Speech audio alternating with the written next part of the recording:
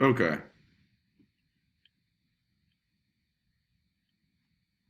Researchers designed a study to compare the proportion of children who come to school without eating breakfast in two low-income elementary schools. A simple random sample of 80 students from school 1 found that 19 missed breakfast today. At school 2, a simple random sample of 150 students, included 26 who missed breakfast today. More than 1,500 students attend each school. Do these data give convincing evidence of a difference in the population proportions at alpha equals 0.05 significance levels? State the appropriate hypotheses for performing a significance test, and be sure to define the parameters of interest. So that's all we're going to do right now. We're just going to state the parameter and the hypothesis. So I'll say P1 minus P2 is the true difference in proportions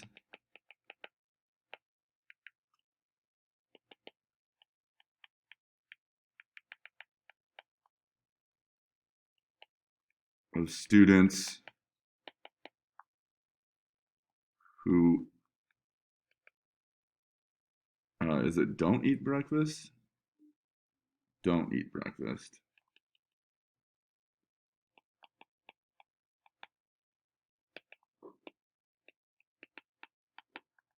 At school 1 versus school 2.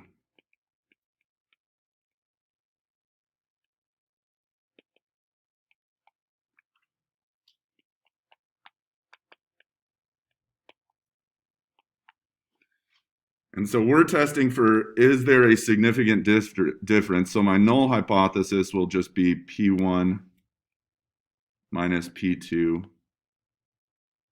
equals 0.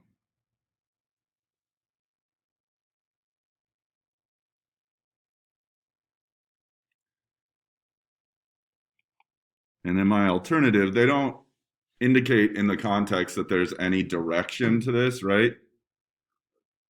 They just say, do these data give convincing evidence of a difference? So what kind of an inequality should I have for my alternative? Greater than, less than, or not equal to? Just not equal.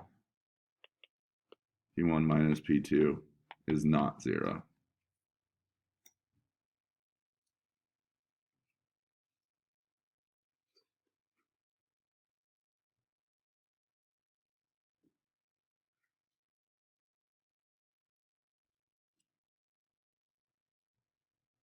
Okay.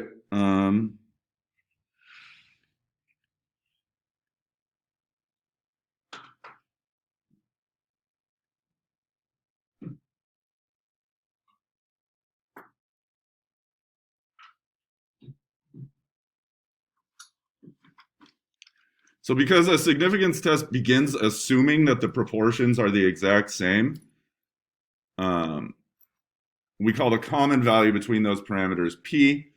And to estimate P, we combine or pool the data from two samples as if they just came from a single larger sample.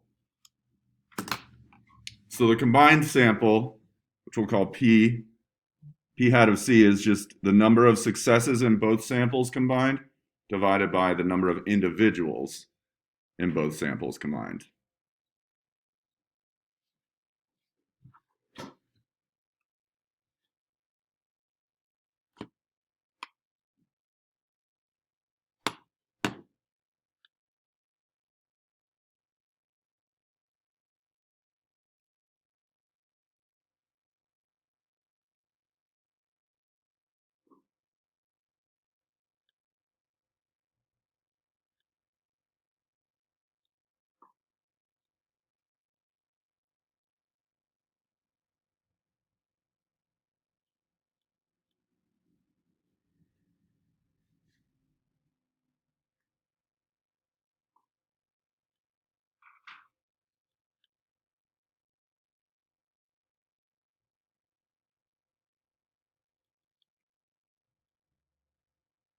All right.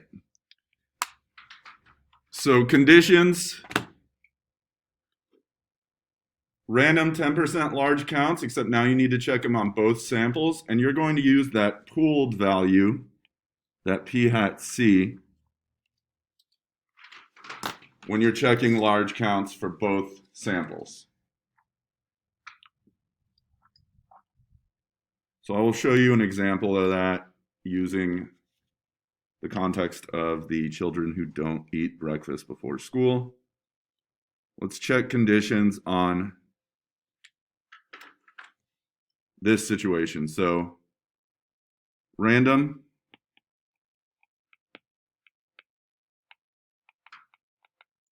both samples stated as simple random samples, SRS.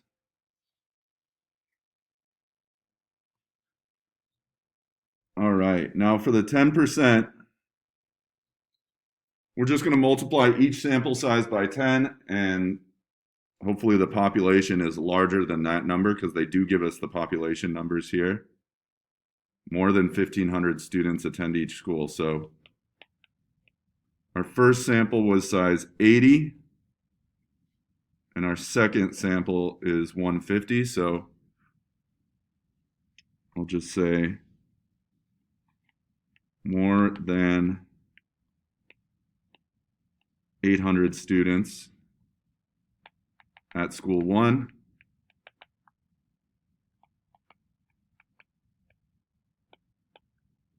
And there are more than 1,500 students, which is 10 times our sample, at school 2.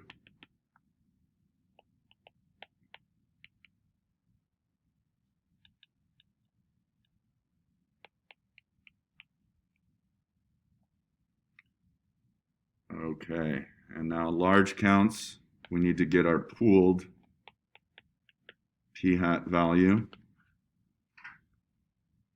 So I'll do that off to the side. So p hat combined is going to be 19 plus 26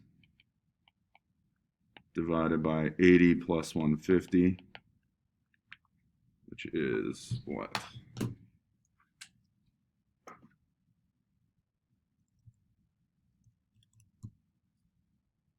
45 divided by 230.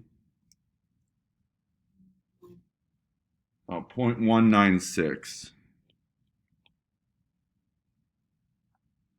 All right, so that's the value we're going to multiply by our sample size, show it's greater than 10, and then 1 minus that times sample size. So I'm going to do 196 times 80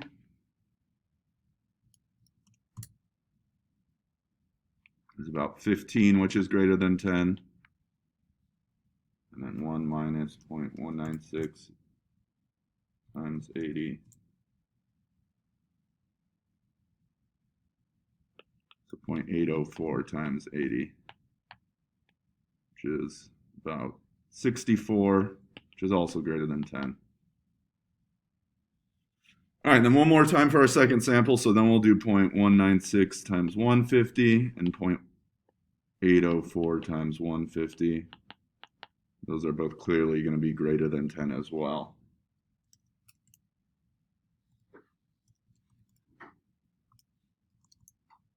All right.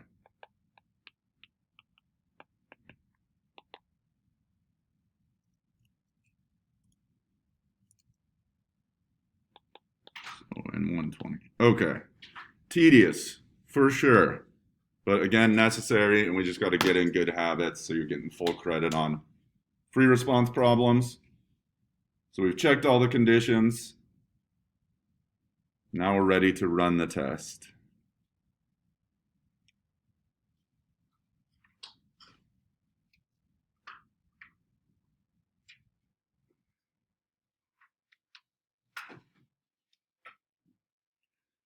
I'm gonna, again, we could do this by hand. We're not going to. Your calculator can fully run this test for you, and you're allowed to do that. So, oh, they just give us a full new example. Oh no, it's the same one. Okay, good. So let's do this. This one is called a two-sample z-test for a difference in proportions.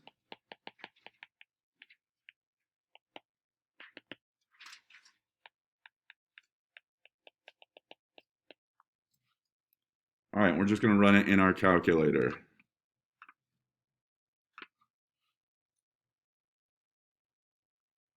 So you're going to find it in the same place, all right, which is going to be our stat tests. And this one's called the two-prop z-test in your calculator. It's the sixth option.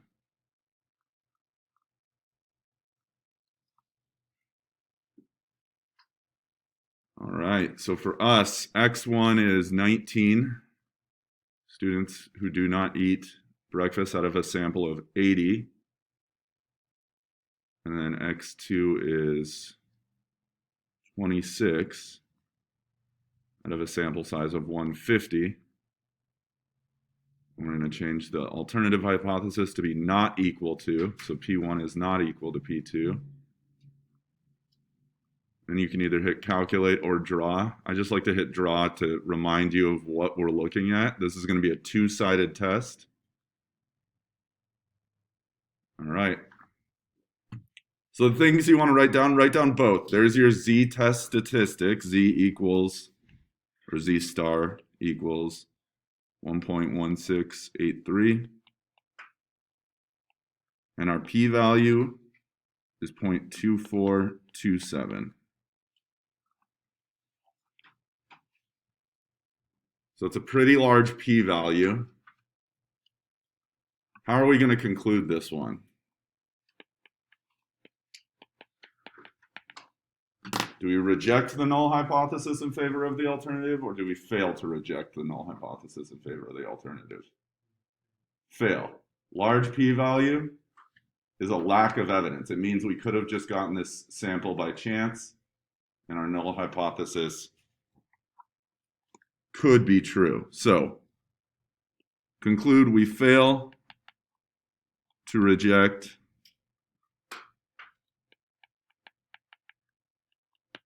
H null in favor of HA. And then in the second sentence, we'll add context. So we do not have convincing evidence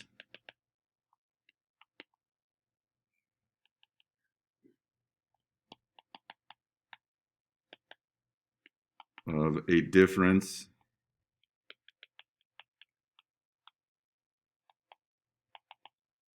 in the proportion of students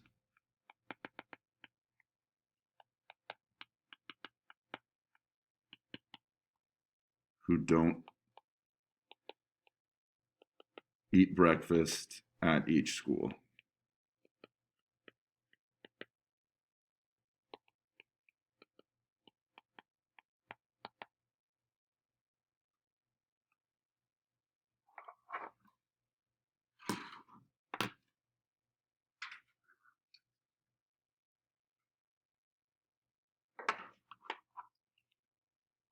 All right, so there we go. We ran a full test for a difference in proportions. And again, there's not a ton of math that you have to do here, right? It's just remembering the steps, remembering to label things like what's the parameter of interest at the beginning and state the hypotheses and check the conditions. But then the math part of this is just running your calculator and remembering how to interpret the result, right? A large p-value doesn't give good evidence for the alternative. A small p-value gives good evidence for the alternative.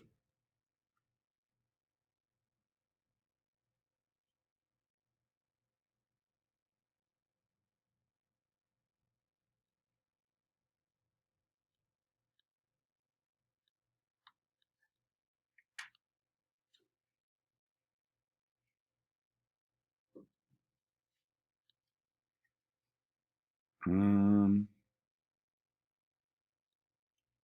right. Let's just do another one. We'll walk through it. And then I think I did put one from the AP exam. Let me check. Yeah. This is from the 2019 AP exam. We'll do that one.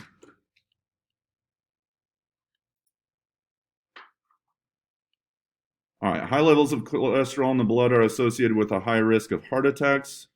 Will using a drug to lower blood cholesterol reduce heart attacks? The Helsinki heart study recruited middle-aged men with high cholesterol but no history of other serious medical problems to investigate this question. The volunteer subjects were assigned at random to one of the two treatments. 2,051 men took the drug Gemfibrozil to reduce their cholesterol levels, and a control group of 2,030 men took a placebo. During the next 5 years, 56 men in the Gemfibrozil group and 84 men in the placebo group have heart attacks. And we're going to check to see if the results give convincing evidence at the alpha equals 0.01 level that Gemfibrozil is effective in preventing heart attacks, and then we will interpret it. All right.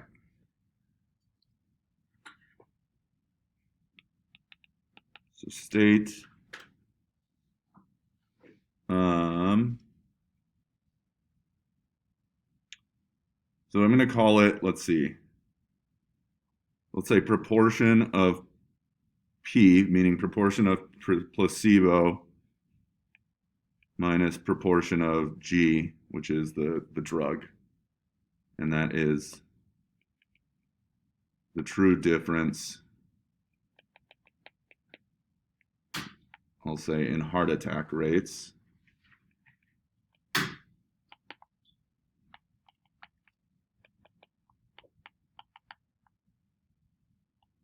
And then I'm just going to make a note. The direction I'm doing this is placebo minus,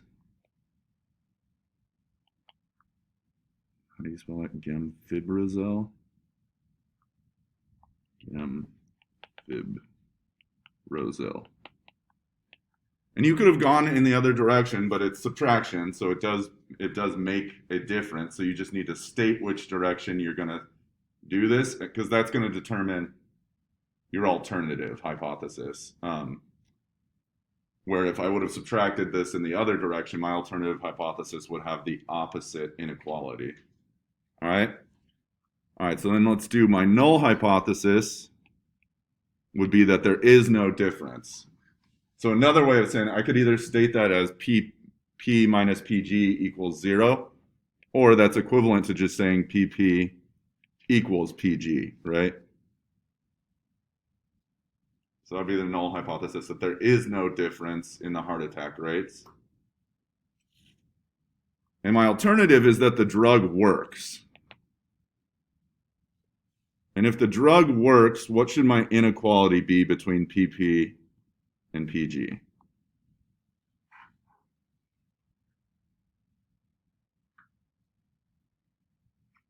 Would you expect, if the drug works, do you expect a higher heart attack rate in placebo or in the drug? In placebo. So that would make my inequality which one? Greater. And again, if I would have done the subtraction the other way in my statement, that's fine. It would just change the direction of this inequality. Okay. All right, let's check conditions. Random. This is an experiment, not a sample. So the random is, it's a randomly designed experiment, meaning they randomly assigned a group to placebo and a group to the treatment. And if it's an experiment, the nice thing is you don't have to check the 10% condition because it's not a sample. So unnecessary to check our 10% condition there. All right, now I'm on large counts.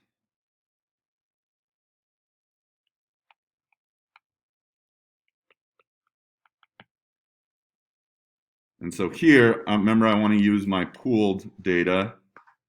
So I'm going to use my p hat combined, which is going to be 56 plus 84 divided by 2051 plus 2030.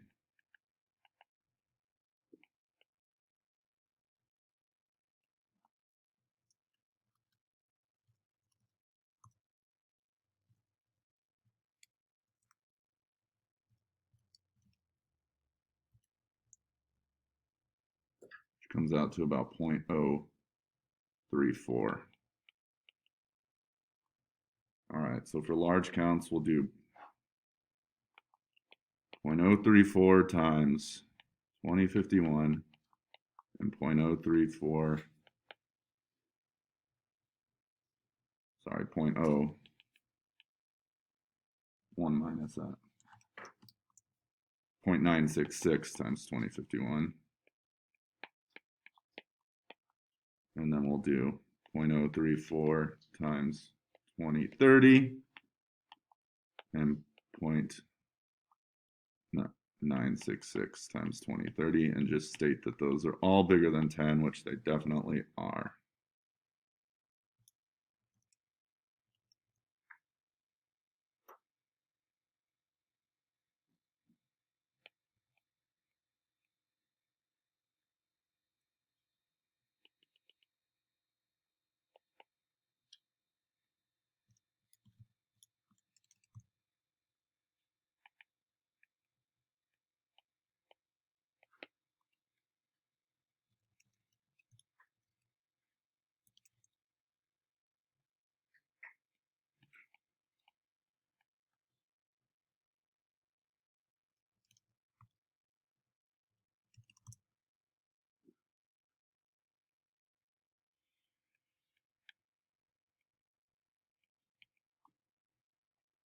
Okay,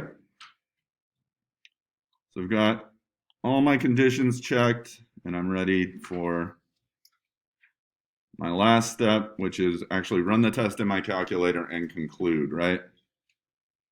So let's do that.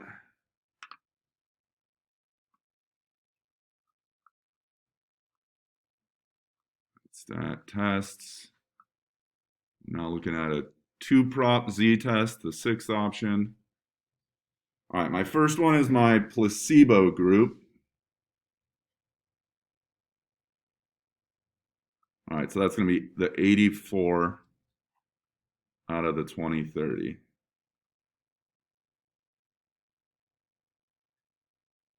The second one is my treatment group, and that's 56 out of the 2051. And we said the direction is greater than. Go ahead and draw it. All right. Let's write down our, so this is a 2-sample z-test for P1 minus P2. We got a z-test statistic of 2.4701. We got a very small p-value, p equal 0.0068.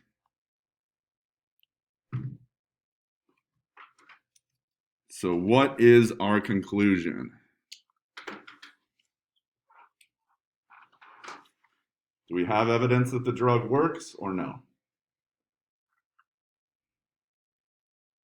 The p-value is small, right? Is it smaller than alpha? Okay, so that's evidence that this is unlikely to occur by random chance, meaning evidence for the alternative, right? Good, so we'll say we reject H null in favor of HA.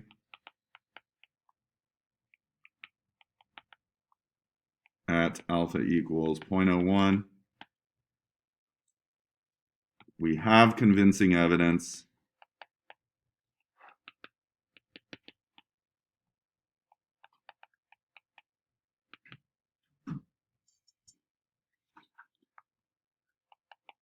that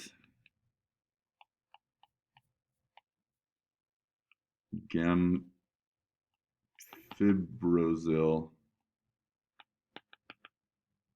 reduces the rate of heart attacks.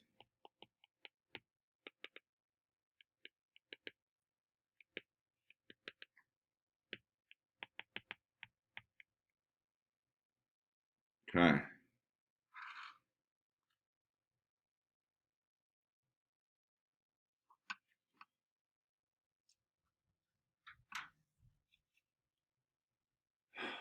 So there, we've done a couple all the way through. I want you to look at this one from the 2019 AP exam. I'm going to throw it up here. And what I'll do for us, let's read through it. And then I'm going to say, assuming conditions are met.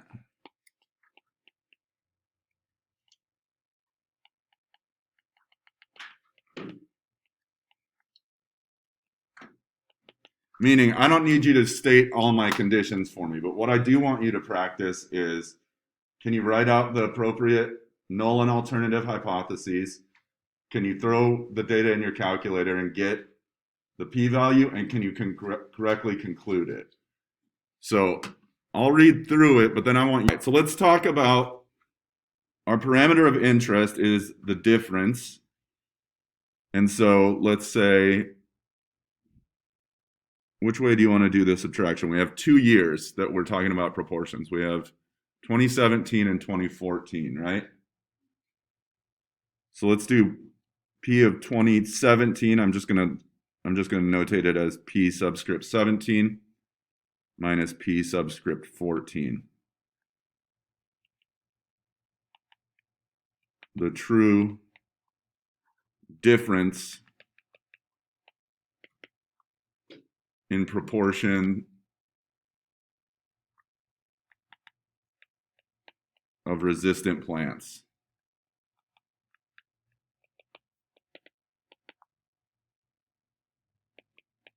And I'll just make a note that I'm doing 2017 minus 2014.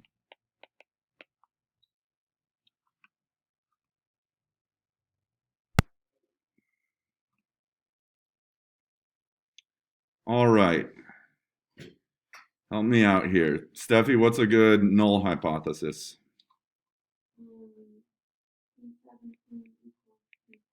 Good. So we go in assuming that the true resistance is actually the exact same in the 2 years, and the difference is just because of sampling variability.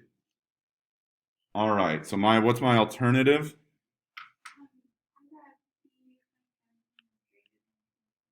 That's it. And so we're looking for evidence that the resistance has increased over those 3 years, right? And we're doing that at alpha equals 0.05. All right, so how do we do in our calculators? Let's go stat tests. We want our 2-prop z-test, so 6th option. Now for x1, this is going to be my plants that were resistant from the 2017 sample. And it says 38.5% of the 52 randomly selected. So n is 52. And the proportion we actually get is 38.5%. But here you need a number. I need the number of plants. So I'm just going to do 38.5. Nope, I'm not. I'm going to do 0.385 times 52. Now, it won't accept decimals. So I'm just going to round this to 20.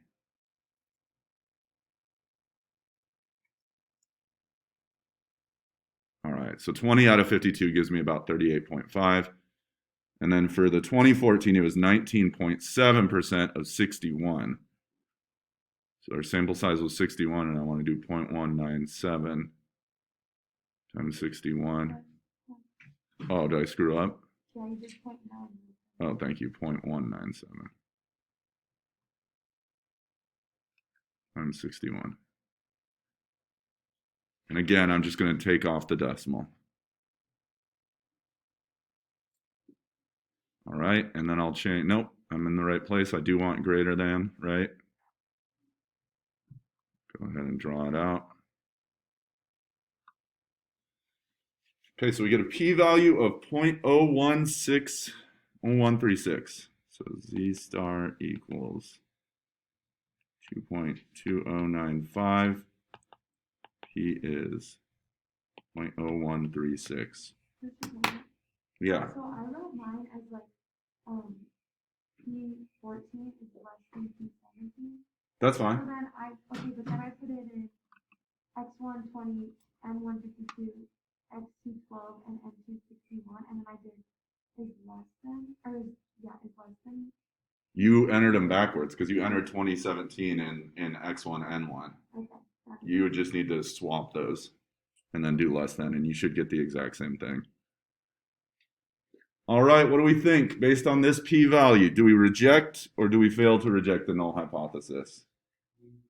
We reject. We reject the null hypothesis in favor of the alternative.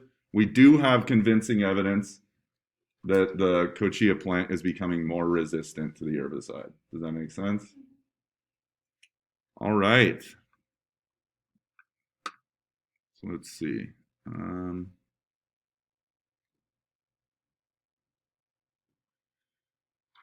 Here's what we got. You got your 9.3 problem set, which is just, I think it's like just, well, let's see.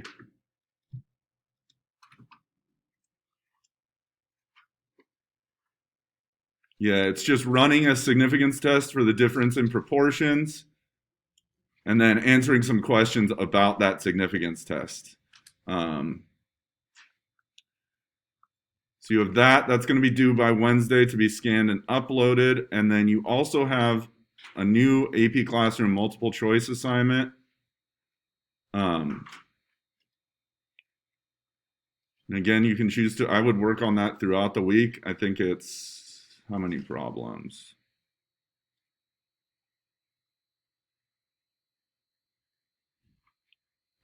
It's like 14. Yeah. So feel free to get started on that and ask me questions about that. I'm happy to give hints on those problems. There's going to be a free response one that I assign on Wednesday. And I set both of these to be due for Sunday. The free response ones, I'm just going to have you submit through Canvas. All right.